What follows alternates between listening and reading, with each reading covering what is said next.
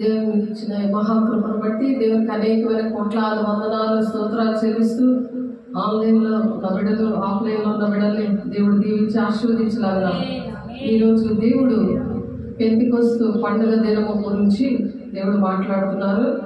ఎందుకంటే ఈరోజు 50వ రోజు యేసు చనిపోయి పునరుత్థానుడై అనేక మందికి ఆయన కనిపించిన తర్వాత 40 రోజులు ఆయన పునరుత్థానుడయ్యి మరి 120 మందికి దేవుడు పరిశుద్ధాత్మను అనుగ్రహించిన రోజు 50వ దినము 10 రోజులు ఉపవాసముగా ప్రార్థన చేసినప్పుడు ఆయనకి లాగా మనం కూడా ఆయన పోలి మనం నడవాలి అని చెప్పి ఆయన పరిశుద్ధాత్మ దేవుడిని సహకారిగా ఆయన పెట్టారు. మన ప్రతి విషయంలో కూడా సహాయం చేయడానికి ఆ పెంతెకొస్తు దినం గురించి మనము దేవుడు ఈరోజు ధ్యానించడానికి దేవుడు కృప చూపించినందుకు దేవునికి స్తోత్రం. హల్లెలూయా. పెంతెకొస్తు దినము కాబట్టి దాని ముందుగా దేవుని ఆరాధిద్దాము.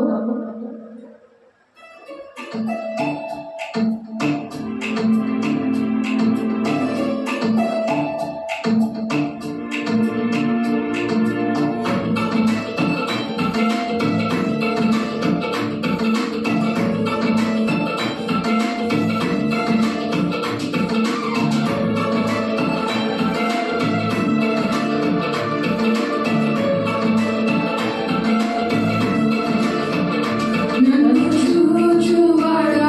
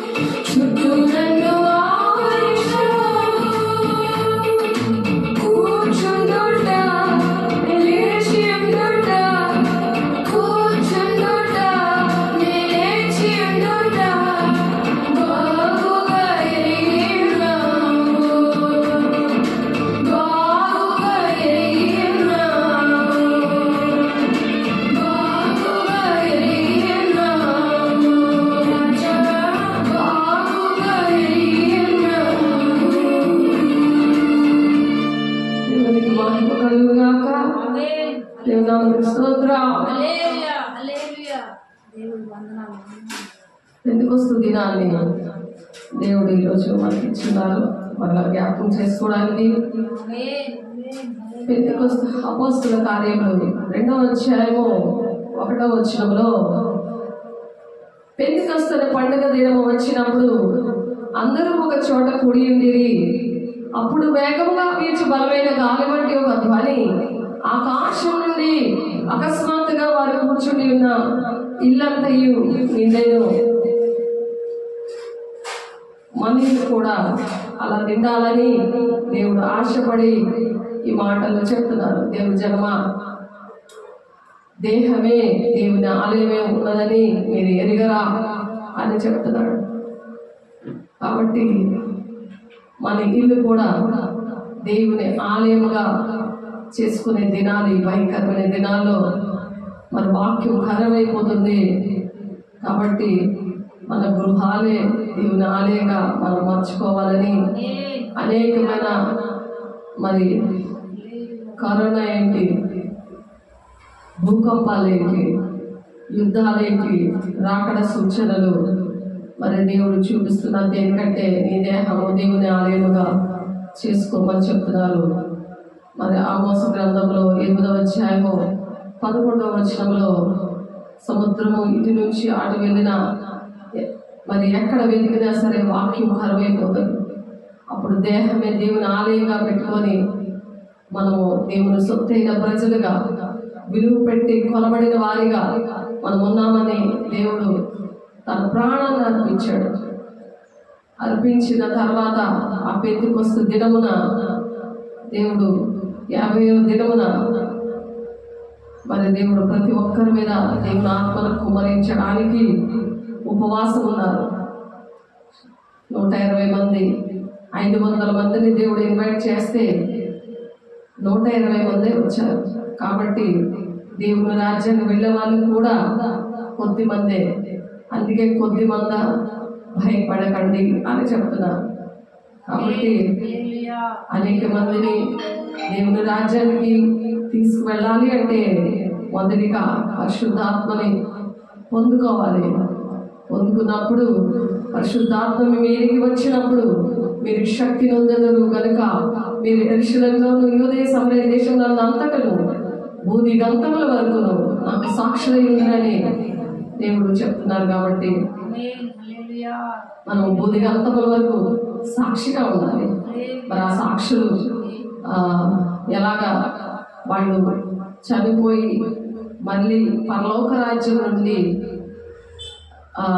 2 సాక్షులు కూడా మరి జీవాత్మ వాళ్ళు ప్రవేశిస్తే వాళ్ళు అలా లేచి నిలబడ్డారో, మళ్ళా పరలోక రాజ్యం నుండి దేవుడు ఒక స్వరము వినిపించినప్పుడు ఇక్కడికి ఎక్కి రండి అని పిలవగానే మరి పరలోక రాజ్యానికి అలా వెళ్ళారో అట్టి విధంగా మనం కూడా పునరుత్థానము యేసయ్య ఎలాగైతే పునరుత్థానుడయ్యాడో తండ్రి చిత్తాన్ని నెరవేర్చి ఆ 2 సాక్షులు ఎలాగైతే పునరుత్థానం అవుతారో ఇంకా జరగలేదు అది. ఎందుకంటే ఎప్పుడైతే సిద్ధపరచడానికి పెళ్ళికుమంత సంఘం సిద్ధపరచడానికే పరిశుద్ధాత్మ దేవుణ్ణి మనకు సహకారిగా ఇచ్చారు.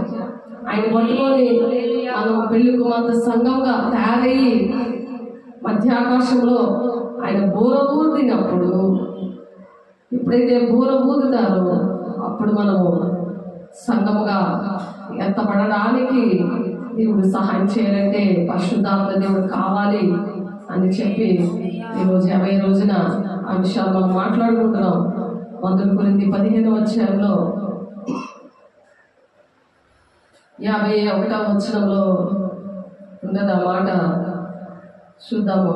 ఇదిగో మీకు ఒక మర్మము తెలుపుచున్నాను, మనమందరము నిద్రించము కానీ నిమిషంలో ఒక రెప్పపాటిన కడబోరం మ్రోగగానే మనమందరము మార్పు పొందుదుము. అంటే మార్పు పొందుదుము అంటే ఈ క్షయమైన దేహము మట్టయిపోతుంది. బ్రతికుంటే అది విడిచిపెట్టబడుతుంది, చనిపోతే ఓన్లీ ఆత్మ పరదేశంలో ఉంటుంది.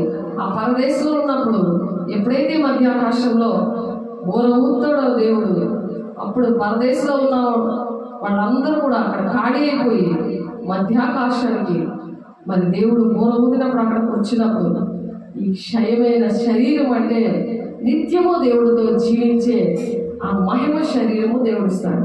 అలాగే బ్రతికున్న మనకి కూడా ఎప్పుడైతే మనము సిద్ధంగా ఉంటామో, పరిశుద్ధాత్మ పొందుకొని యోధయ సమరయ దేశంలో అంతగా సాక్షులుగా ఉంటామో, ఆ ఇద్దరు సాక్షులుగా ఒక మాదిరిగా ప్రకటన గ్రంథంలో 11వ అధ్యాయంలో చెప్పాడు దేవుడు. మరి యోహాను గారి ద్వారా దర్శనంలో రాయించారు. అలాంటి దర్శనాలు మనకు కూడా వస్తాయి.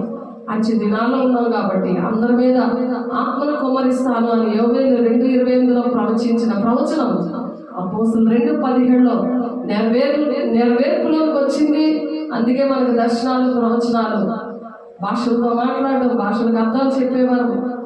దేవుడు ఎందుకు ఇచ్చాడంటే అందరి మీద ఆత్మను కుమ్మరించి మీ యవనులు దర్శనాలు చూస్తారు, వృద్ధులు కలలు కంటారు, మీ కుమారులు ప్రవచిస్తారు, మీ సేవకురాళ్ళ మీద నేను ఆత్మను కుమ్మరిస్తాను అని చెప్తున్నారు. అటువంటి దినాల్లో మనం ఉన్నాం కాబట్టి అందరి మీద కుమ్మరిస్తారు. ఆనాడు మేడగదిలో 120 మంది మీద కుమ్మరించాడు అగ్ని జ్వాలల వంటి ఆత్మతో. అలాగా ఎవరైతే ఉదిగంతముల వరకు దేవునాలను పొందుకొని మరి సాక్షులుగా ఉన్నారు, వాళ్ళ వల్ల మనం రక్షించబడ్డాం. మన ద్వారా ఇప్పుడు ఈ భూలోకంలో ఉన్న వాళ్ళందరూ కూడా రక్షించబడాలి. రక్షించబడి ఎవరైతే సిద్ధంగా ఉన్నారో వాళ్ళ దూరం రోగుతుందట. అప్పుడు మృతులు అక్షయులుగా లేపబడతారు. మనం మార్పు పొందుదుము. క్షయమైన ఈ శరీరం అక్షయతను ధరించుకును కొనవలసి ఉన్నది, మత్స్యమైన ఈ శరీరం అమర్చతను ధరించుకోవలసి ఉన్నది. దేవుని మహిమ శరీరము అలా ధరించుకుని యుగాలు దేవునితో ఉంటామని ప్రకటన 21లో వచ్చాము. 1, 2, 3 వచనాలు ఉన్నది. ఈ క్షయమైనది అక్షయతను ధరించుకున్నప్పుడు, ఈ మత్స్యమైనది అమర్చతను ధరించుకున్నప్పుడు విజయమందు మరణము రెంగివేయబడెను అని వ్రాయబడిన వాక్యము నెరవేర్పులోకి వస్తుందంట. 54 వచ్చాము చదివాను. మొదటి కొరింథీ 15 వచ్చాము. 51 నుండి 54 వచనాలు ఉంది. మీరు చూడండి, రాసుకోండి. అందుకనే ఓ మరణమా నీ విజయం ఎక్కడ, ఓ మరణమా నీ ముళ్ళెక్కడ అని ఛాలెంజ్గా దేవుడు మరణాన్ని జయించాడు. మనం కూడా మరణాన్ని జయించే అధికారము పరిశుద్ధాత్మ దేవుడు మనకి ఇచ్చారు. ఆయన మన ప్రభువైన యేసుక్రీస్తు మూలంగా మనకు జయమును గురించుచున్న దేవునికి స్తోత్రము కలుగునుగాక. కాగా నా ప్రియ సహోదరులారా, మీ ప్రయాసము ప్రభువునందు వ్యర్థము కాదని ఎరిగి స్త్రీలను కదలని వారు ప్రభు కార్యాభివృద్ధి ఎప్పటికీ కూడా ఆసక్తులై ఉండండి అని చెప్తున్నాడు. పరిశుద్ధాత్మ దేవుడు ఏం చేస్తుందంటే ఆసక్తి కలిగేలా చేస్తున్నాడు. ఎన్ని తుఫాన్ లాంటి శ్రమ వచ్చినా క్రీస్తు అనే బండలో నిలబడి ఆసక్తులుగా ఉండండి అని పౌలు గారు చెప్తున్నారు. కాబట్టి అలా ఉండడానికి దేవుడు 40 రోజు ఆయన ప్రతి ఒక్కరికి కనిపించి ఆ మాటలు పోయిన ఆదివారం మనం నేర్చుకున్నాం. ఎందుకంటే 40 రోజులు ఆదివారం జరిగింది. ఆ రోజు ఇవన్నీ చెప్పుకున్నాం. ఇప్పుడు 50 రోజులు కాబట్టి ఆ దేవుడు మరి మనకి ఈ మాటలు నేర్పించడానికి ఇష్టపడుతున్నారు. అపోస్తలుల కార్యము 1వ అధ్యాయంలో కొన్ని మాటలు చూద్దాము.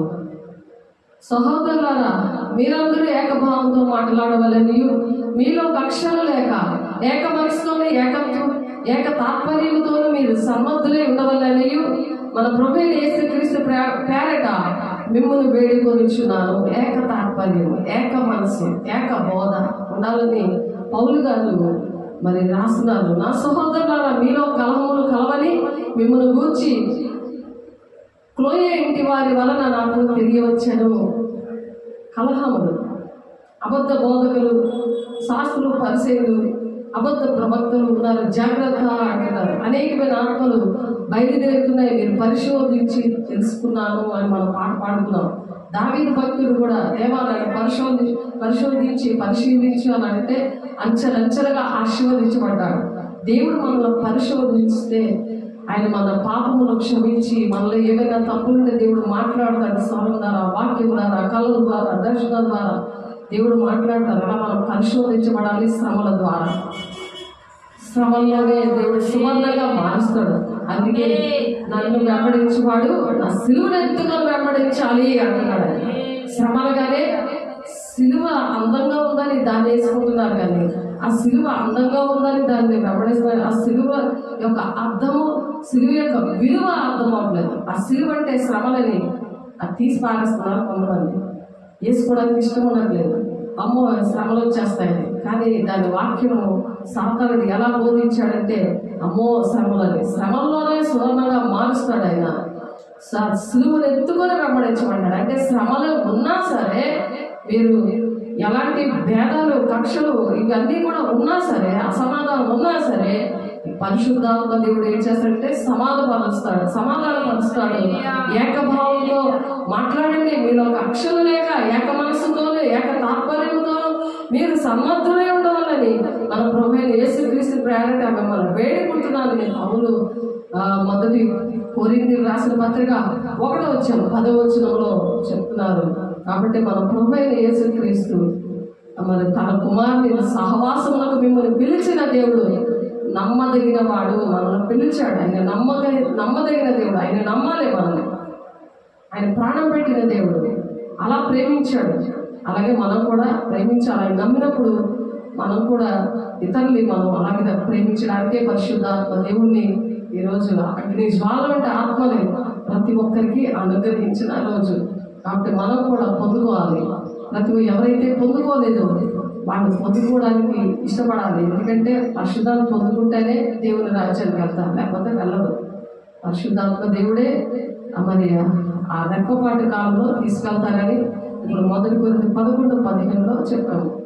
ఆయన పౌలు గారు చెప్తారు, మన ప్రభువైన యేసుక్రీస్తు దినమందు మీరు నిరపరాధులై ఉండినట్లు అంతం వరకు ఆయన మిమ్మల్ని స్థిరపరచును. దేవుడు మనల్ని పరిశుద్ధాత్మ దేవుడు స్థిరపరచాలంటే యేసుక్రీస్తు దినమందు మీరు నిరపరాధులై ఉండినట్లు అంతం వరకు ఆయన మనల్ని స్థిరపరచడం అంటే పరిశుద్ధాత్మ దేవుడు ఉన్నప్పుడు స్థిరంగా ఉంటారన్నమాట.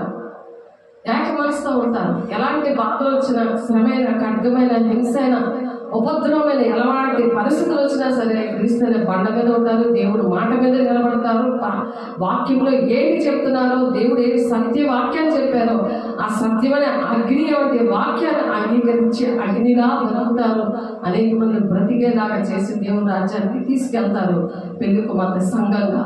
కనుక ఏ కృపావరమునందును లోపము లేక మీరు మన ప్రభువైన యేసుక్రీస్తు ప్రత్యక్షత కొరకు ఎదురు చూచుచున్నారు. పరిశుద్ధాత్మ పొందుకొని ఆ విధంగా తండ్రి చిత్తాన్ని నెరవేర్చి మనం ఆ విధంగా ఎదురు చూచాలి. చూస్తా ఉండమంటున్నారు పౌలు గారు. అనగా సమస్త ఉపదేశములోను సమస్త జ్ఞానములను ఐశ్వర్యవంతులుగా ఉండాలి. జ్ఞానం అనేది దేవుని జ్ఞానం కలిగి ఉండాలి. భూ సంబంధమైన జ్ఞానం ఐశ్వర్యం ఇస్తుంది, కానీ దేవుని రాజ్యం ఇవ్వదు. కాబట్టి ఎలా ఉన్నా సరే బ్రతుకుతారు దేవుని బిడ్డలు మాత్రమే. దాన్నే సమస్త జ్ఞానంలోనూ ఐశ్వర్యవంతులుగా ఉంటామంట. కాబట్టి క్రీస్తుని గురించిన సాక్ష్యము మీలో స్థిరపరచబడినందున ఆయన యందు మీరు ప్రతి విషయంలోనూ కూడా, ప్రతి విషయం అంటే ఏంటంటే ఉపదేశము, దేవుని మాటలు, దేవుని వాక్యం అన్నమాట. సమస్త జ్ఞానంలోనూ ఐశ్వర్యవంతులుగా ఉంటారట. క్రీస్తు యేసునందు మీకు అనుగ్రహించబడిన దేవుని కృపను చూచి మీ విషయమే నా దేవునికి ఎల్లప్పుడూ నేను కృతజ్ఞతాస్తుతులు చెల్లిస్తున్నాను. పౌలు గారు చెప్తున్నారు, ఎవరైతే దేవుని బిడ్డలుగా అలా వాక్యాన్ని అంగీకరిస్తున్నారో దాన్ని బట్టి మనం కూడా కృతజ్ఞతాస్తుతులు చెల్లించాలి. ఆ విషయం కూడా అందుకే వారికి ఏంటి కలుగుతాయట? కృప, సమాధానం, నిత్యం కలుగుతాయట. అటువంటి వారికి ఎన్ని బాధలున్నా మనశ్శాంతి ఉంటారు. ఎల్లప్పుడూ ఆనందించండి, మరలా చెట్టుగా ఆనందించండి అనే ఆనందం వారిలో ఉంటుంది. దుఃఖం అనేది ఉండదు. కాబట్టి సంఘములకు, కొరింథీలో ఉన్న దేవుని సంఘములకు అనగా క్రీస్తు యేసునందు పరిశుద్ధపరచబడిన వారే, పరిశుద్ధులుగా ఉండటకు పిలువబడిన వారికి మనకును ప్రభువుగా ఉన్న మన ప్రభువైన యేసుక్రీస్తు నామమున ప్రతి స్థలములో ప్రార్థించి వారికి అందరికీ శుభమని చెప్పి ఈ మాటలు చెప్తున్నాడు పౌలు. కాబట్టి మనం దేవుని చిత్తము ఏంటి అని గ్రహించాలి. దేవుని చిత్తము వలన అపోస్తులుగా ఉండేందుకు మనం పిలువబడ్డాం. దేవుని చిత్తం కనుక అపోస్తులుగా ఉండడానికి పిలువబడినప్పుడు అపోస్తుల బోధలో దేవుడు ఈ మాటలు నేర్పించాడు మనకి ఈరోజు. కాబట్టి ప్రతిరోజు కూడా ఈ మాటలు జ్ఞాపకం పెట్టుకొని దేవునికి ఇష్టంగా ఆ విధంగా బ్రతకాలని దేవుడు ఆశపడుతున్నారు. అపోస్తల కార్యము 1వ అధ్యాయంలో ఎప్పుడైతే 40 రోజులు ఆయన అనేక మంది కనిపించి ఆయన ఆరోహణమైనప్పుడు మరి జరిగిన విషయం ఏంటంటే, ఏం జరిగిందంటే ఈ మాటలు చెప్పి వారు చూచుచుండగా ఆయన ఆరోహణమాయను. అప్పుడు వారి కన్నులకు కనబడకుండా ఒక మేఘము ఆయన కొనిపోయిన తర్వాత ఆయన వెళ్ళుచుండగా వారు ఆకాశం వైపు తేరి చూస్తున్నారు. ఇదిగో తెల్లని వస్త్రములు ధరించుకున్న 2 మనుషులు వారి వద్ద నిలిచి, గలిలయ మనుషులారా, మీరెందుకు నిలిచి ఆకాశం వైపు చూస్తున్నారు అని అడుగుతున్నాడు. ఎప్పుడైతే 40 రోజున ఆయన ఆరోహణం అయిపోయి వెళ్ళిపోతున్నాడో అందరికీ కనిపించి అనేక మందికి కనిపించాడు. ఆయన కనిపించి తండ్రి చిత్తాన్ని నెరవేర్చి, నేను చనిపోయి 3వ దినమున లెగిస్తాను అని చెప్పాను. పునరుత్థానుడిగా నేను ఎలాగే మరణాన్ని జయించాను, మీరు కూడా ఆ విధంగానే జయిస్తారు నా బిడ్డలుగా ఉన్నప్పుడు అని చెప్పి ఆయన ఆరోపణ అయిపోయాక దేవుడు చెప్తున్నారు ఏంటంటే, ఎందుకు మీరు ఆ గలిలయ మనుషులారా అని ఇద్దరు చెప్తారు. 2 మనుషులు చెప్తున్నారు, గలిలయ మనుషులారా మీరెందుకు ఇలా తేరు చూస్తున్నారు? పరలోకమునకు చేర్చుకునబడలే ఈ యేసే ఏ రీతిగా పరలోకమునకు వెళ్ళుట మీరు చూచిదిరో ఆ రీతిగానే ఆయన తిరిగి వచ్చినని వారితో చెప్పాడు. అలాగే వస్తాడనమాట దేవుడు. రహస్య రాకుండా బోర వదిలినప్పుడు వచ్చాడు కదా ఆయన. పెళ్లి కుమార్తె సంఘాన్ని తీసుకెళ్ళడానికి ఆ విధంగా ఎలాగ వెళ్ళాడో ఆయన ఆ విధంగానే వస్తాడంట. కాబట్టి పెళ్లి కుమార్తె సంగమా, సార్వత్రిక సంగమా, దేవుడు మాటలు విని సిద్ధపడి పరిశుద్ధాత్మను పొందుకొని ఆ విధంగా సిద్ధంగా ఉండమని చెప్తున్నాడు. ఏ రీతిగా పరలోకమునకు వెళ్ళుట మీరు చూచితురో ఆ రీతిగానే ఆయన తిరిగి వచ్చిన వారితో చెప్పాను. అప్పుడు వారు ఒలీవల వనబడిన కొండ నుండి యెరూషలేముకు తిరిగి వెళ్ళేది. ఆ కొండ యెరూషలేముకు విశ్రాంతి దినమున నడవదగినంత సమీపంగా ఉందంట. ఒలీవల కొండ యెరూషలేం దగ్గర ఉంది. ఒలీవల అనబడిన ఒలీవల కొండ దగ్గర ఆ యెరూషలేమునకు వెళ్ళినప్పుడు విశ్రాంతి దినాన నడవదగినంత సమీపంగా ఉందంట. వారు పట్టణంలో ప్రవేశించి తాము బస చేయుచుండిన మేడగదిలోనికి ఎక్కిపోయారట. ఈ రోజే ఆ దినం. ఆ మేడగదిలోనికి ఎక్కిపోయిన తర్వాత వారెవరనగా పేతురు, యోహాను, యాకోబు, ఆంద్రెయ, ఫిలిప్పు, తోమా, బర్తలోమియ, మత్తయి, అల్ఫయి కుమారుడు యాకోబు, జెలోతే అనబడిన సీమోను, యాకోబు కుమారుడు యూదా అనువారు. వీరందరూ వీరితో కూడా కొందరు స్త్రీలను, యేసు తల్లి అయిన మరియయు ఆయన సహోదరులు ఏక మనసుతో ఎడతెక్క ప్రార్థన చేస్తున్నారట. ఏక మనసు కావాలి. ఇంతమంది 120 మంది. ఆ కాలం ముందు ఇంచుమించు 120 మంది సహోదరులు కూడి ఉండగా పేతురు వారి మధ్య నిలిచి ఇలా అంటున్నాడట. ఏంటంటే, సహోదరులారా, యేసును పట్టుకున్న వారికి త్రోవ చూపున యూదాను గురించి పరిశుద్ధాత్మ దావీదు ద్వారా పూర్వం పలికిన లేఖనము నెరవేరవలసి ఉందను. అతడు మనలో ఒకడుగా ఎంచబడిన వాడే ఈ పరిచర్యలో పాలు పొందెను. ఈ యూదా ద్రోహము వలన సంపాదించిన రోకలనిచ్చి ఒక పొలము కొనెను. అతడు తల కిందులుగా పడి నడిమికి బద్దలైనందున అతని పేగులన్నీ బయటికి వచ్చెను. ఇస్కరియోతు యూదా యేసుతోనే ఉండి యేసు శరీర రక్తంలో పాలు పొందుకుంటూ యేసుకి ద్రోహం చేశాడు. మరి అతని పరిస్థితి ఎలా ఉందో, తల కిందలుగా పడి నడిమికి బద్దలైపోయి అతని పేగులన్నీ బయటికి వచ్చేసాయట. ఆ యూదా ఆ విధంగా ద్రోహం వలన సంపాదించిన రోగాన్నిచ్చి ఒక పొలం కొన్నాడంట. ఆ పొలం పేరు రక్త భూమి. అలాగా కొనుక్కుంటున్నారేమో అక్రమం డబ్బులు, దేవుడి డబ్బులు. ఆ విధంగా దేవునితోనే శరీర రక్తం తీసుకొని మరి దేవుడి డబ్బులు, మరి అవి మలాకి 3:9 ఉన్నది, శాపగ్రస్తులు అన్నది వాక్యం. ఇప్పుడు యూదా ఎలా ఉన్నాడు? ద్రోహం చేశాడు దేవుడికి. దేవుని రాజ్యం కట్టడానికి మరి మిగిలిన శిష్యులందరూ ప్రయాసపడుతుంటే తమకు కలిగినవన్నీ కూడా విడిచిపెట్టి వస్తే, మరి దేవుడు మన కోసం అలా ప్రాణం పెట్టడానికి ఆయన మహిమనంతటిని విడిచిపెట్టి వస్తే, మన శిష్యులు ఎలాగైతే అన్ని విడిచిపెట్టి వచ్చారో అలాగే మనం కూడా విడిచిపెట్టి వచ్చినప్పుడు పరిశుద్ధాత్మ దేవుడు వాళ్ళకి అగ్ని జ్వాల వంటి ఆత్మతో నింపుతాడు. ఏవి విడిచిపెట్టకుండా, ఏవి కూడా సమర్పించకుండా, నా జీవితాన్ని నీకు అంకితం చేయకుండా రక్షణ రాదు. నేను చేశాను, నా జీవితం దేవునికి అంకితం ఇచ్చాను, మీకు తెలుసు నా సాక్ష్యం. అన్నీ విడిచిపెట్టి అబ్రహాము పిలిచినట్టుగా నన్ను పిలిచాడు దేవుడు. వైజాగ్ విడిచిపెట్టి దేవుడు ఇక్కడ తీసుకొచ్చాడు. అప్పుడే నాకు అంతవరకు కూడా పరిశుద్ధాత్మ దేవుడు ఉన్నాడు అన్న సంగతే తెలియదు. 8వ క్లాసులో బాప్తిస్మం ఇచ్చేశారు. ఏదో బాప్తిస్మం ఇచ్చేస్తే నడిచేది, కానీ ఒక సమర్పణ కలిగి ఉన్నప్పుడు పరిశుద్ధాత్మ దేవుడు బాప్తిస్మం ఇచ్చాడు. ఈ భక్తి నేర్పించిన దేవుడిని బోర్మని ఏడ్చి అడిగినప్పుడు నా జీవితం అంకితం చేసినందుకు పరిశుద్ధాత్మ దేవుడు నాలోకి వచ్చాడు. అప్పటి నుంచి కూడా 25 సంవత్సరాలు అవుతుంది.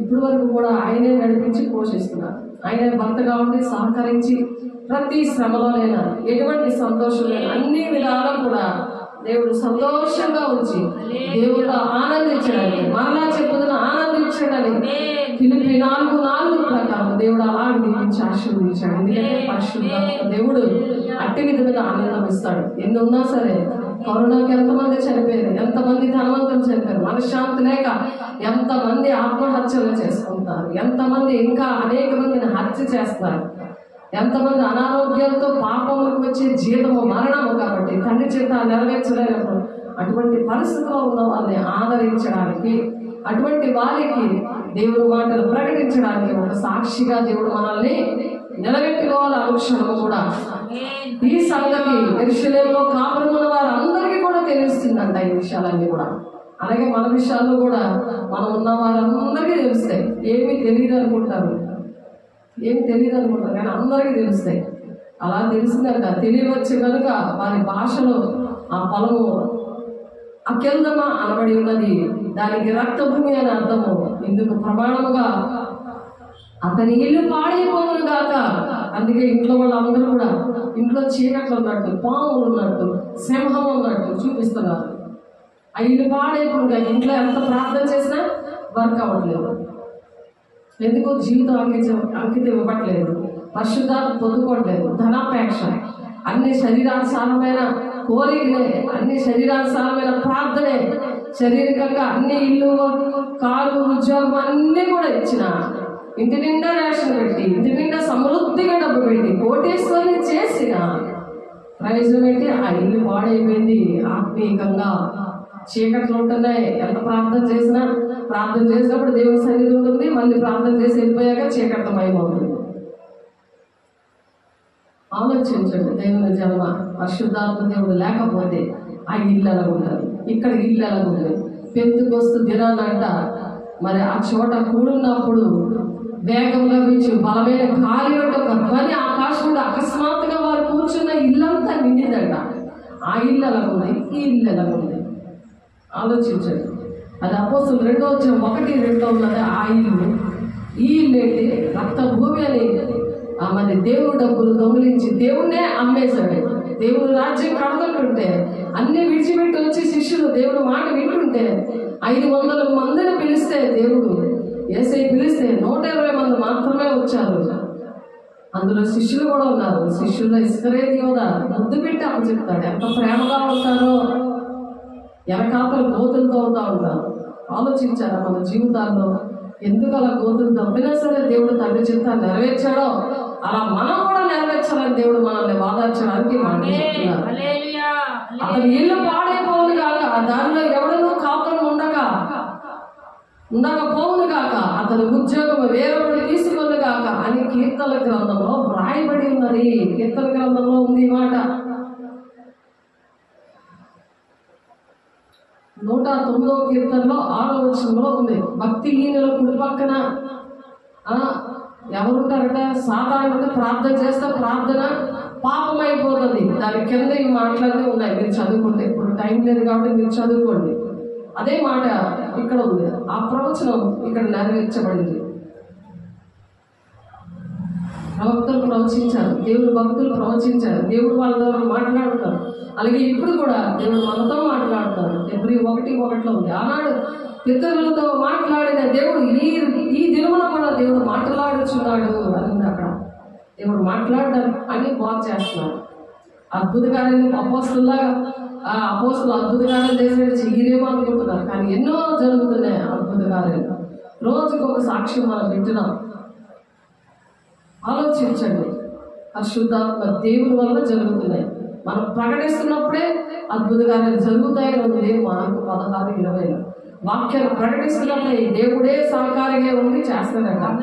క్యాన్సర్ పేషెంట్ అలాగే రక్షించబడతారు. మాట్లాడితే దేవుని మాటలు ఫోన్లో మాట్లాడుతున్నా సరే ఆయన ఇల్లంతా దేవుని శక్తితో నింపబడుతుంది. ఆ చీకట్లన్నీ కూడా విడుదల వస్తుంది. ప్రశాంతంగా పడుకుంటున్నారు. లేకపోతే వణుకు, వేపు, ఆ వెన్నుపోస అంతా నొప్పి, కూర్చొని లేగలేకపోయాడు, వేదన, దుఃఖము, ఆశ సాతాను తినేశాడు. అటువంటి చర్చలకు వెళ్ళి అటువంటి బోధకుల దగ్గరికి వెళ్ళి వాళ్ళేమో డబ్బులు వస్తాయో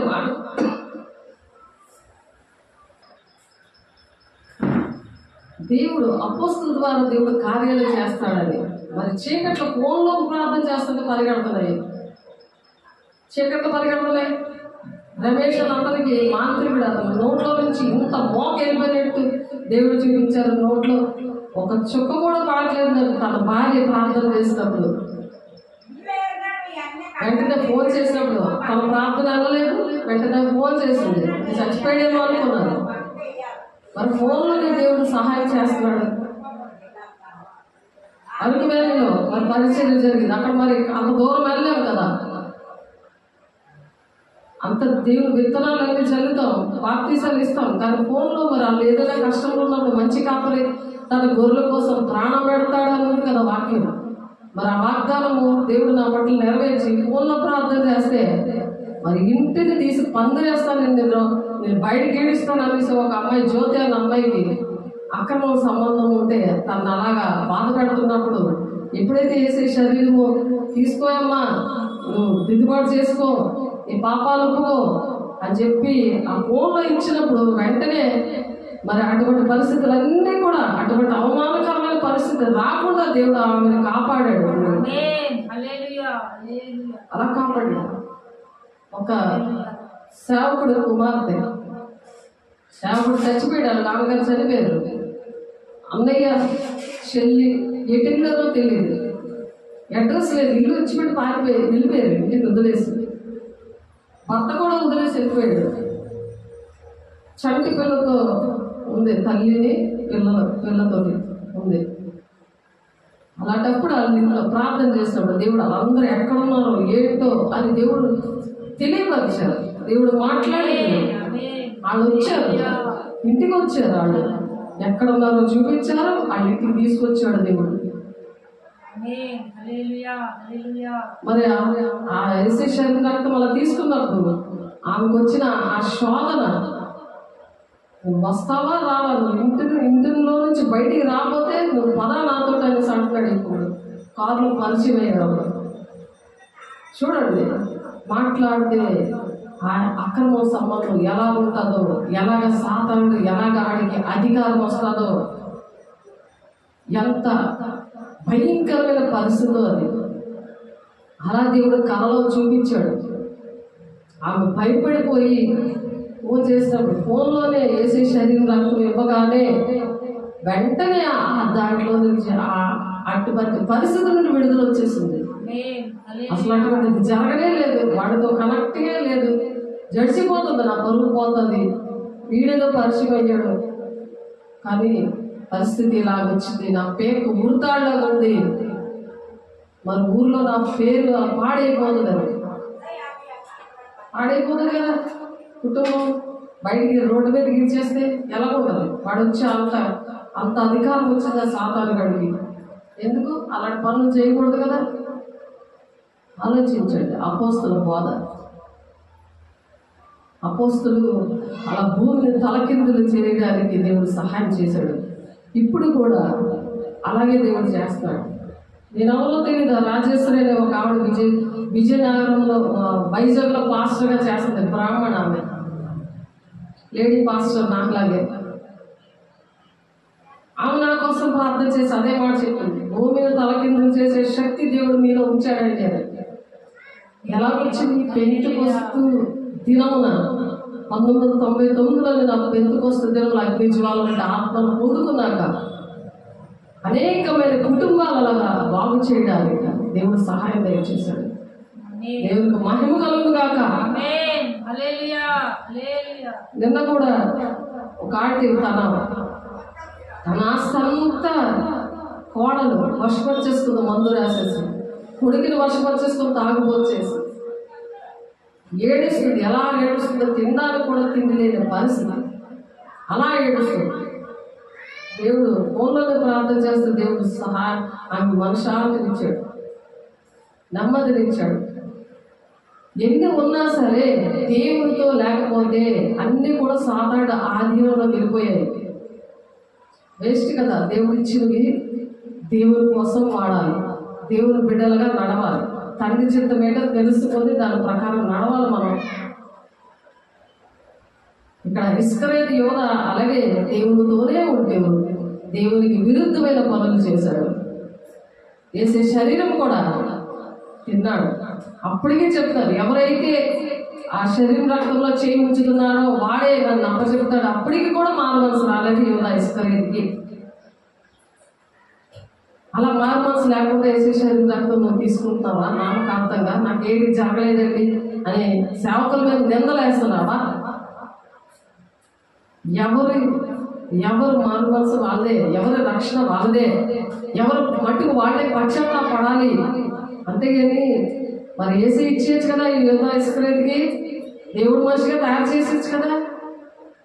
ఆ పాపాలన్నీ ఒప్పుకొనిలాగా ఆయన అన్ని చెప్తుంటే తను ఒప్పుకోవాలి, కానీ దేవుడు ఒప్పుకుంటాడా? ఏసై ఒప్పుకుంటాడా? వాళ్ళ పాపాలి. ఆయన అలాగే సిలువ మీద చనిపోవడానికి సిద్ధపడిపోయాడు. ఆయన ఇంకా నువ్వు పక్కన సిలువ వేసేస్తూ ఉంటావా? నీ ఇష్టం వచ్చాడు దేవుడు ఒకటి చెప్తుంటే ఆయన నీ ఇష్టం వచ్చాడు ప్రవర్తిస్తావు. ఆయన పక్కనే ఉండి ఆయనకే గోతులు తవ్వేస్తుంటే మనం తమరా? మనం ఎంత ధైర్యం ఉండాలి? అలా తగినందుకు ఎలాగైంది, అతని ఇల్లు పాడైపోవును గాక, దానిలో ఒకడును కాపురం ఉండగా పోవును గాక, అతని ఉద్యోగం వేరొకడు తీసుకొని గాక అనే కీర్తన గ్రంథంలో వ్రాయబడి ఉంది. ఆ వ్రాయబడి ఉన్నదే ఇక్కడ ఈ ప్రవచనం నెరవేర్పు జరిగింది. కాబట్టి యోహాను బాప్తిసం ఇచ్చింది మొదలుకొని ప్రభువైన యేసు మన యొద్ద నుండి పరమునకు చేర్చుకొనబడిన దినము వరకు ఆయన మన మధ్య సంచరించుచుండిన కాలమంతయు మనతో కలిసిన వారిలో ఒకడు మనతో కూడా ఆయన పునరుత్థానం గురించి సాక్షి ఉండుట అవశ్యమని చెప్తున్నారు. మనతో ఉండి ఆయన పునరుత్థానుడయ్యి ఒక సాక్షిగా ఉన్నాడు. ఆయన ప్రథమ ఫలంగా ఆయన ఒక సాక్షిగా ఉన్నాడు. సాక్షిగా ఉండి మనం కూడా యేసయ్యలాగా సాక్షిగా ఉండాలి. ఇద్దరు సాక్షులు ఏలియా మరి హాను వీళ్ళిద్దరు కూడా సాక్షిగా ఉన్నారు. అలాగే మనం కూడా సాక్షిగా ఉండాలి అని దేవుడు ఇలా బలపరుస్తున్నాడు మనల్ని. అలా మనం ఉండాలి. అప్పుడు వారు యూసుఫను మారు పేరు గల బత్షెబ అనబడిన యోసేపు మత్తయ్యను ఇద్దరిని నిలబెట్టి ఇట్లని ప్రార్థన చేసింది, అందరి హృదయములను ఎరిగిన ప్రభువా, తన చోటుకు పోవుటకు యూదా తప్పిపోయి పోగొట్టుకున్న ఈ పరిచర్యలోను అపోస్తలత్వంలోను పాలు పొందుటకు వీరిద్దరిలో నేను ఏర్పరచుకున్న వాడిని కనపరచుమని చెప్పారు. ఈ ఇద్దరు మత్తయి బత్షెబ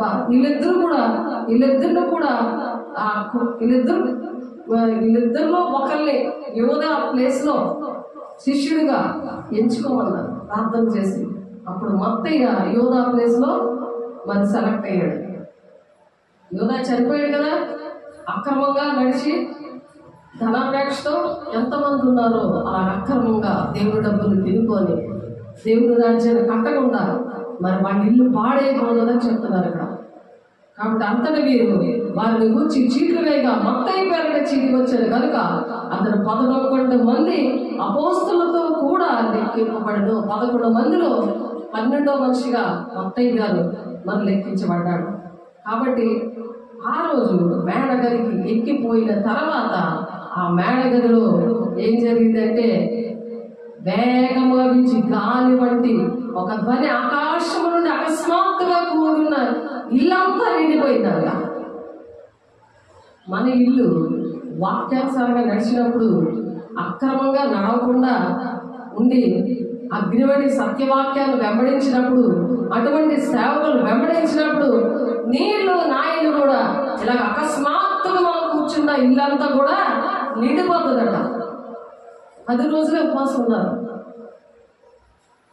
ఉపవాసం లేకుండానే నా ఆత్మీయ బిడ్డలు అందరూ పరిశుద్ధాత్మతో నింపబడ్డారు. బాప్తిస్మం ఇవ్వగానే చేతులతో ప్రార్థన చేసి, పౌలు ఎలాగైతే చేతులతో ప్రార్థన చేస్తాడు వెంటనే ఆడు భాషలతో మాట్లాడడం, కొంతమందికి ఊదితే చక్కగా పరిశుద్ధాలను పొందుకోవడం, ఆత్మ ఫలాలతో వరములతో నింపబడి పరిచర్య చేశారు. ఇంగ్లాండ్లో, జనూరులో, ధర్మపూర్లో చేశారు. వాళ్ళు ఆ అనుభవం ఇచ్చాడు దేవుడు నాకు.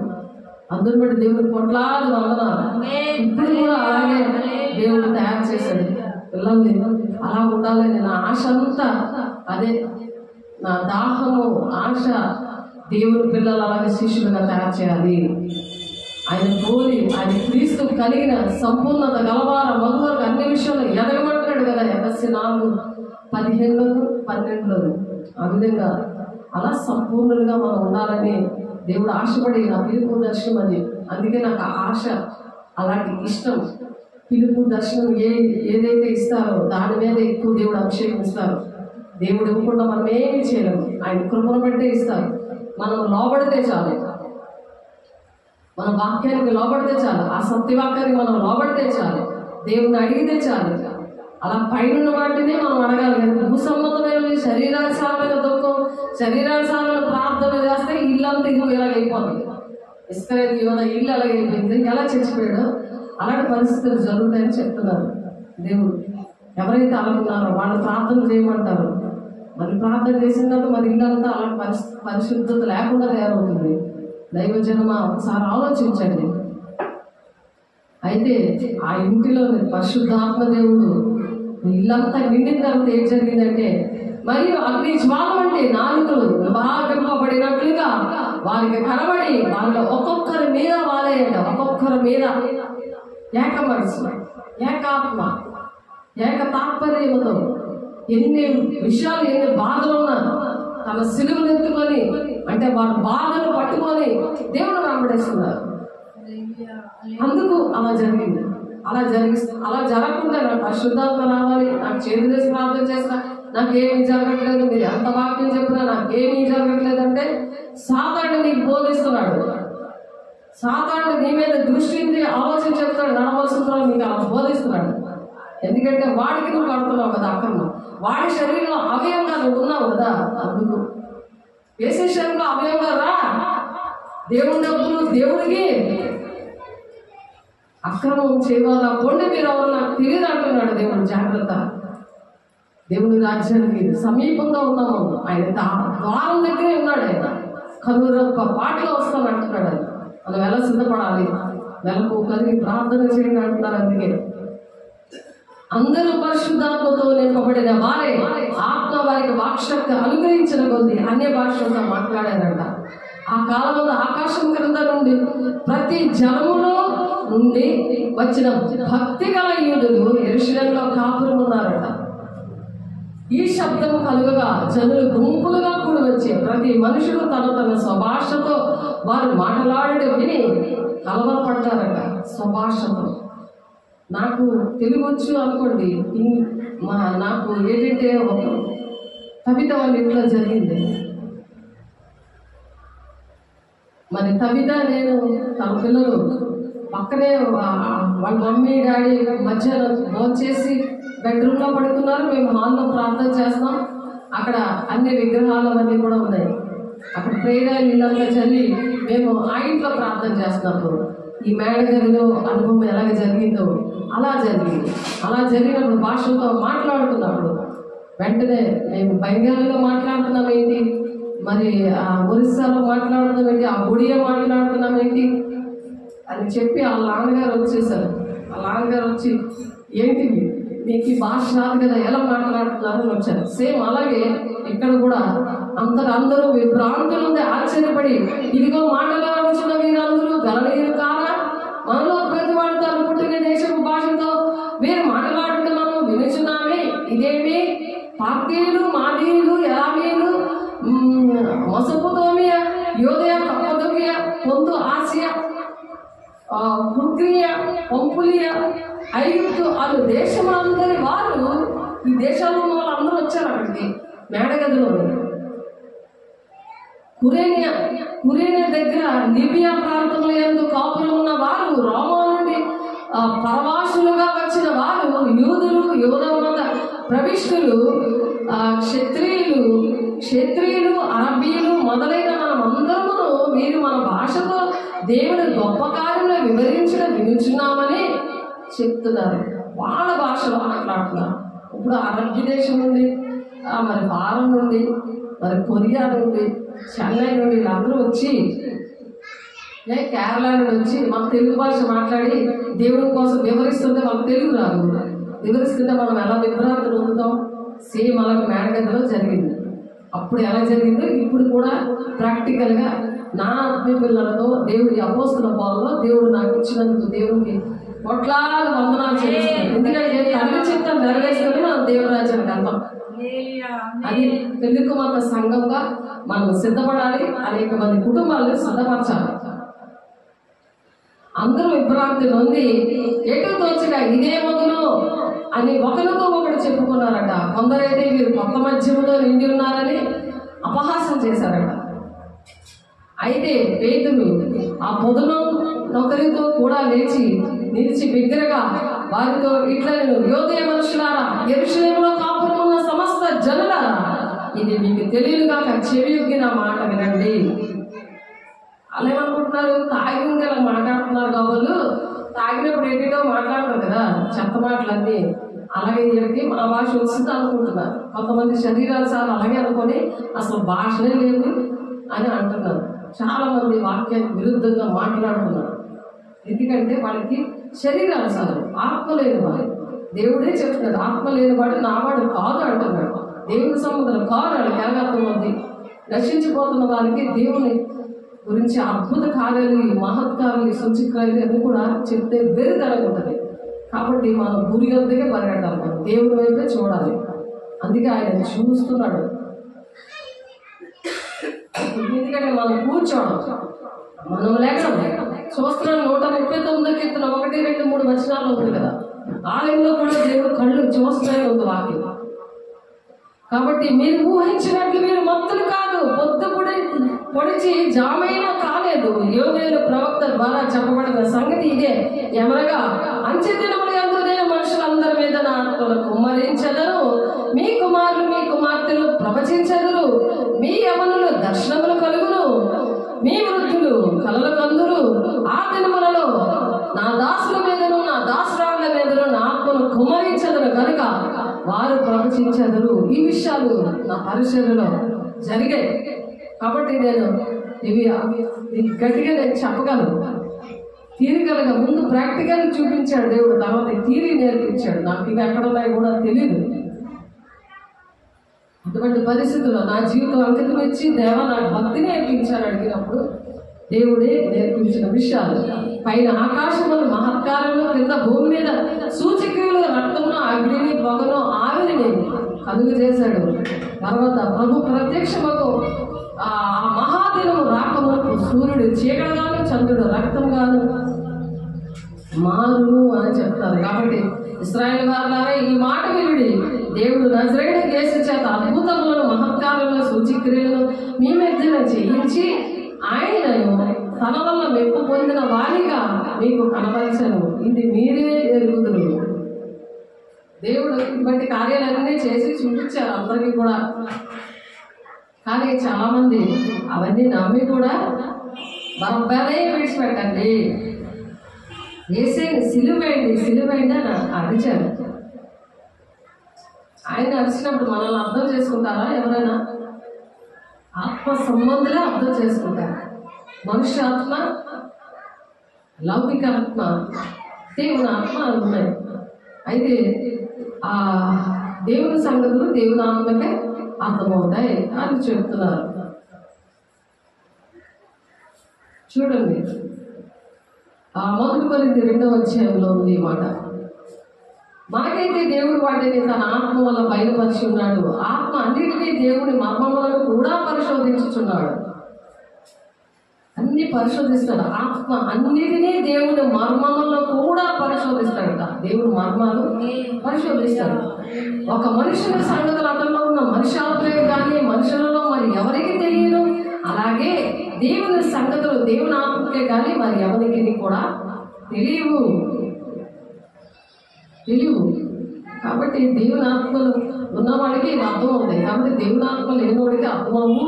వాళ్ళు వాదిస్తారు, మన మాట వినరు. అందుకు మనం బాధపడడానికి పని లేదు. ఎందుకంటే చేసేది కూడా అలాగే చేశారు. కాబట్టి దేవుడు మరి ఆ విధంగా మనల్ని బలపరచడానికి దేవుడు ఆశపడి మాటలు చెప్తారు. దేవుని వల్ల మనకు దయచేయబడిన వాటిని తెలుసుకుంటే మనం లౌకిక ఆత్మను కాక దేవుని యొద్ద నుండి వచ్చే ఆత్మని పొంది ఉన్నాం. కాబట్టి మనుష్య జ్ఞానము నేర్పు మాటలతో కాక ఆత్మ సంబంధమైన సంగతులతో సరిచూచుచు ఆత్మ నేర్పు మాటలతో వీటిని గూర్చినే మేము బోధించుచున్నాము. పౌలు గారు చేశారు, మళ్ళీ కూడా చేపిస్తున్నారు. అందరూ కూడా దేవునికి కోట్లాది వందనాలు చేపిస్తున్నారు. ప్రకృతి సంబంధించిన మనుషులు దేవునాత్మ విషయాలను అంగీకరించాడు. అవి అతను వెరితనముగా ఉన్నవి. ఆత్మానుభవం చేతనే వివేచింపదగును కనుక అతను వాటిని గ్రహింపజాలడు. మనం బాధపడే పని లేదు, అది గ్రహించలేడు పరిశుద్ధాత్మని. అందుకే మనం పొందుకోవాలి. ఎందుకు వస్తుంది నాని? ఎందుకు పొందుకోవాలంటే వాళ్ళు గ్రహించట్లేదని మనం బాధపడటం కాదు. వాళ్ళ పరిశుద్ధాత్మ పొందుకోలేదా? వాళ్ళ లౌకిక ఆత్మతో ఉన్నారు, బ్రహ్మహత్య ఆత్మతో ఉన్నారు. 1 యోహాను 4 ఉంటుంది. వాళ్ళు మన మాట వినరు, వాళ్ళకి అనుభవం చేశారు. మనుష్య ఆత్మతో ఉంటారు. మనుషుల సంగతులే వాళ్ళకి కావాలి, మనుషుల ప్రార్థనే చేస్తారు. నా కొడుకు బాగలేదు, నా భర్త బాగలేదు, నా కోడలు బాగలేదు, నా కొడుకుని మందు రాసేసింది, నా ఆస్తంతా తినేసారు. ఇలా మనుషులు ప్రార్థనే. మనుషాత్మతో ఉండి ఇవే చెప్తూ ఉంటారు. అవి ఎందుకు వచ్చాయో అవి సరి చేసుకోవాలి. ఎందుకు అటువంటి పరిస్థితి వచ్చిందో దేవుని పక్కన పెట్టి మనుషుల వైపు పెట్టుకొని దేవునికి ఇష్టంగా లేకుండా క్రమం లేకుండా నడిచినందువల్ల అవి క్రమం అంతా మళ్ళీ సరి చేసుకుని క్రమంగా వాక్యానుసారంగా నడిచినప్పుడు దేవుడు అవన్నీ కూడా ఇస్తారు. ఆ నీతిని రాజ్యాన్ని మొదలు ఎందుకు నీ పర్లోకాన్ని తెలుసు, నీకు ఏది కావాలో ఇస్తానంటున్నాడు. అని క్షమించే దేవుడు, నడిపించే దేవుడు, దీవించి ఆశీర్వదించి అనేక మంది దీవెనకరంగా ఉండడానికే ఆయన ప్రాణం పెట్టాడు. ఆయన పరిశుద్ధాత్మ దేవుడు సహాయకంగా ఇచ్చాడు. సహకారిగా ఆయన కోరాలి కానీ నాకు సహాయం చేయండి దేవా, పరిశుద్ధాత్మ దేవా, నేను వచ్చి పాపం గురించి నీతి గురించి ఒప్పింపచేసే ఆత్మను నాకు కొమ్మరించి ప్రభా అని అడిగితే అప్పుడు సరి చేసుకుంటావు. అప్పుడే నీ తప్పులేదో నీకు తెలిస్తే అవి సరి చేసుకున్నప్పుడే దేవుడికి నీకు మధ్యన అడ్డుగోడనే ఆ పాపం అనే దోషం అనే గోడ అడ్డంగా వచ్చింది అంటాడు. అప్పుడు ఆయన రక్షిస్తాడు. అలా రక్షించుకుంటాడు, అలా దీవిస్తాడు, అలా విడిపిస్తాడు. ప్రతి బంధగా ఉంది. నీ కొడుకు మాట వినట్లేదా? ఆలోచించు. తను బాగుండాలంటే నువ్వు ఫస్ట్ బాగుండాలి, నువ్వు ఫస్ట్ రక్షణలోకి రావాలి. నువ్వు మరి ఇస్కరేతు యోధా చేసిన పనులన్నీ మానేయాలి. అప్పుడు నీ ఇల్లు పాడైపోతుందా? ఇప్పుడు అగ్నిజ్వాల అంటే ఆత్మతో నీ ఇల్లు నింపబడుతుంది. ఆమె అలా నింపబడాలి మన కుటుంబాలు. ప్రభు మనసును ఎరిగి ఆయనకు బోధించగలవాడు ఎవడు? మనకైతే క్రీస్తు మనసు కలిగిన వారం, మనమైతే క్రీస్తు యేసు మనసు కలిగిన వారం కాబట్టి మనకు ఎవరు కూడా బోధించక్కర్లేదు అంటున్నాడు ఇక్కడ పౌలు.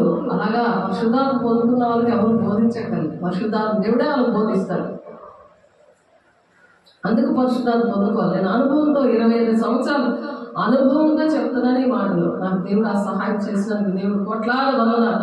కృప ద్వారా రక్షించుకున్నాడు, కృప ద్వారా దేవుడు సేవ జరిగించుకుంటున్నాడు. ఆయన పనిది, ఆయన రాజ్యం కట్టడానికి ఒక పాత్రగా నన్ను వాడుకుంటున్నాడు. దేవునికి అనేకమైన వందనాలు చెల్లిస్తూ ఈ మాటను మనం ఊహించుకుందాము, ప్రార్థన చేసుకుందాము. పరిశుద్ధుడా, ప్రేమ గల దేవా, నిశక్తిగా నీ కృపగల నామంలో, నీ మహిమగల నామంలో, నీ శక్తి గల నామంలో ప్రభు మమ్మల్ని దీవించావు, ఆశీర్వదించావు. అయ్యా నా తండ్రి, ఏమి ఇచ్చింది రోడ్డు తెచ్చుకోవాలి. అల్పులు మా యోగులను, ఎన్నిక లేని వారు, ఏ మంచి లేని వారు నీ ఆత్మతో నింపవయ్యా, నీ మహిమతో నింపవయ్యా. నీ పాత్రగా వాడుకున్నావు, నీ అందమైన పాత్రగా, నీ చేతిలో బలమైన ఆయుధంగా వాడుకొని అనేకమైన బిడ్డలు ప్రభు నూరంతలుగా వాక్యం అయా ఫలింపు దయచేయండి. ఎవరైతే నీ ఆత్మను పొందుకోవాలని 50 దినంలో పెందుకొస్తే దినమున అగ్నిజ్వాలబడ్డ ఆత్మతో ఇల్లంతా మా ఇల్లంతా నింపబడాలి. అనేక మందితో వేసే శరీరంలో అవయవాలుగా మేము ఉండాలి. మాకు శిరసగా నా దేవుడు ఉండాలి అని చెప్పిన నీ వార్తను ప్రకటించే బిడ్డలుగా దీవించండి. ప్రతి ఒక్క బిడ్డని ఆశీర్వదించండి. గట్టి విధంగా నీ ఆత్మతో కుమ్మరించండి. మా గృహాల్లో మీరుండండి నాయన. మా పరిచయంలో మీరుంటున్నందుకు అయా దుష్టుల ఆటంకాలన్నీ లైఫ్ మీరే ఆశీర్వదించి మమ్మల్ని పంపిస్తున్నారు. సమస్తమని బలమైన హస్తాల్లో పెడతారు. మీ సాక్షిగా మమ్మల్ని నిలబెట్టుకుంటున్నారు. మీరు చేసిన అద్భుతకాలు మహత్కాలు సూచి క్రియలు బట్టి మీ కోట్లాది వందనాలు స్తోత్రాలు చెల్లిస్తూ మా దేశాన్ని అయా తండ్రి అయా ఈ గ్రామాన్ని అదైనా ప్రతి ఒక్కరిని కూడా మీ ఆదిలో పెట్టుకోండి. మా అయా దేశ నాయకుల్ని ప్రభు నాయన మీరే నడిపించుకోండి. అయ్యా ప్రతి ఒక్కరిని కూడా నీ ఆదిలో పెట్టుకొని నడిపిస్తున్నారు. చేతులెత్తి ప్రతి ఒక్క మా బిడ్డల్లో ఉన్నది కూడా మీరు ఆశీర్వదించి దీవించి నీ ఆత్మతో నింపుతున్నందుకు, నీ అభిషేకంతో నింపుతున్నందుకు, అగ్ని వంటి సత్య వాక్యము అయ్యా నా తండ్రి నిలబడడానికి నా తండ్రి వాక్యానుసారంగా నడిచి అయ్యా అనేక మంది నీ వార్తను అయ్యా నీ రాజ్యానికి నడిపించే బిడ్డలుగా ఆశీర్వదిస్తున్నాను. మీకే కోట్లాది వందనాలు స్తోత్రాలు చెల్లిస్తూ వేసే పరిశుద్ధ నామములో కృత్యములాడి వేడుకుంటున్నాం తండ్రి. ఆమె తండ్రి యొక్క దీవెన, కుమారుని యొక్క కృప, పరిశుద్ధాత్మ యొక్క నిత్య సాహసం మరి చేతిలో తిన బిడ్డలకి మరి తండ్రి ఎవరైతే నాయన నీ ఆత్మను పొందుకోవాలని ఆశపడుతున్నారు ప్రతి ఒక్కరికి సమాధానము, సంతోషం, దీర్ఘశాంతముతో, ఆత్మ ఫలాలతో, నీ వరాలతో, కృపావరాలతో నింపి సదాకాలముగా తండ్రి నీ పరిచయంలో తోడైంది నడిపించును గాక. ఆమేన్. God bless you. దేవుడికి వందనాలు. దేవుడు దీవించి ఆశీర్వదించును గాక. ఆమేన్.